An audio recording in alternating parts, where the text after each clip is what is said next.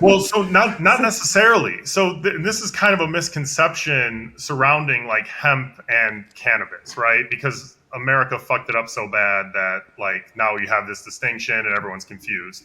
Um, no other countries really have a distinction between hemp and cannabis. Like hemp is in America, it's the same plant as cannabis. The plant is a hemp plant is below 0.3% by dry weight THC, delta 9 THC. Cannabis is classified as anything above that.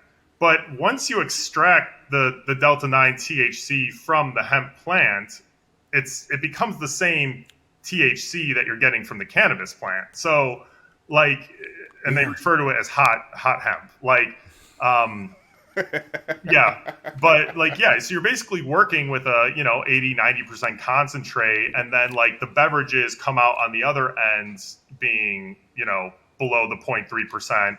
But like, you know the milligram content is the milligram content. Like a 5 milligram cannabis drink and a 5 milligram hemp drink are the same exact thing if they're both delta 9.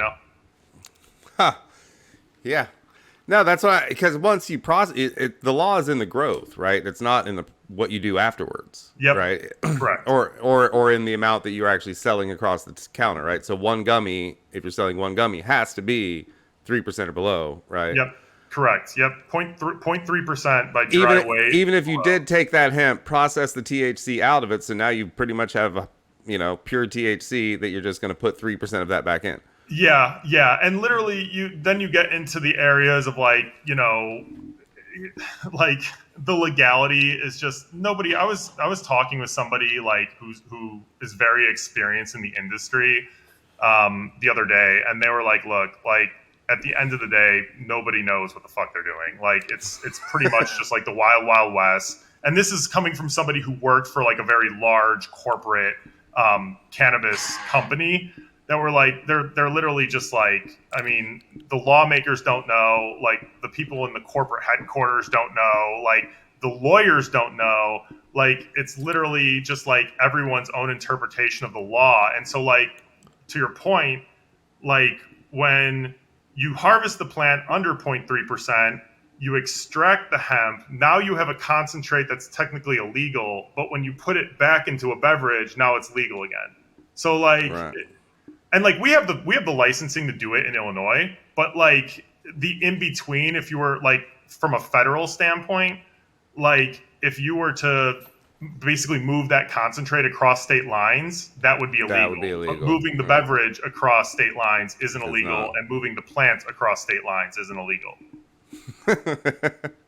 It's wild. That's crazy. I just thought of this though. A beautiful thing about the fact that that even when it goes legal, you won't have those huge corporations with the ability to attempt to like create new laws that would shut down the processing of hemp in that way.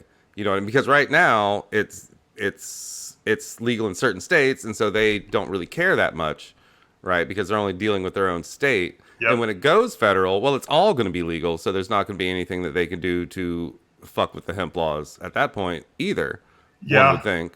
So Yeah, and my only it's concern is keeping the big money from trying to crush the little guys, right? well, I Because mean, that's what they're they're gonna do going that. to They're gonna try. try to do Right? that no matter what. I mean, like for us, it's about really like getting a foothold in the markets that we have, and like, I mean, in Georgia is like the best example, and it's like funny coincidence that you're from Georgia, but like Georgia I'm really is the best example of like a market that we got a foothold in early, and then like just took over.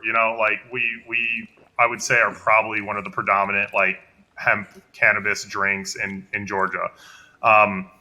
And that's Yeah, like so kind of the you brand. can thank the other Rashawn for making that happen, because that they was literally, if they would have signed that, the only legal thing about hemp in Georgia would have been T-shirts.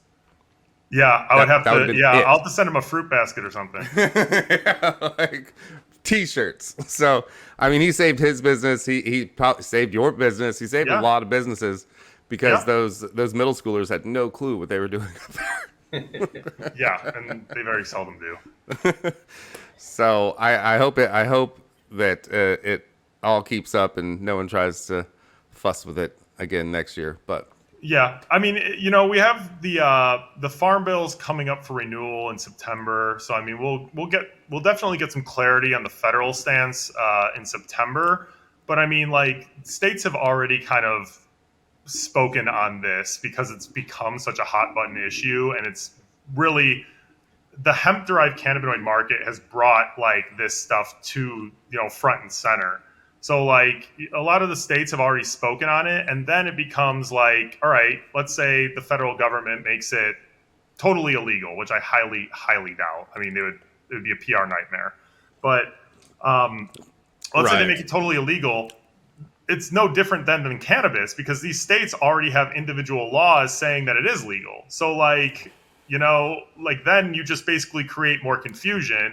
And I'm not saying politicians are above creating more confusion, but hopefully they're They'll avoid beginning to it. see the error of their ways and they take the chance to really create like a legal framework around regulating and like making, doing what they should be doing,